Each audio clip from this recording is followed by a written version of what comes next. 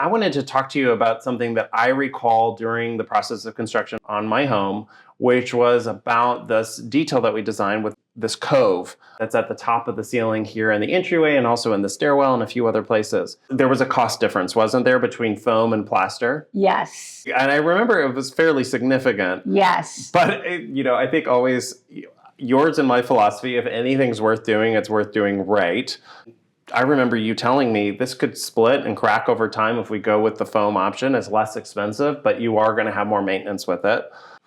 We were going to do it the right way, just so that we would be able to enjoy this finish for forever. Yes, and you're the type of person and the type of company that we can bring things up as alternatives, right, and not get punched in the face for bringing it up. Well, right? I hope nobody does that to you. Yeah, no, but truly, like, to be able to have those conversations on here are options. Mm-hmm.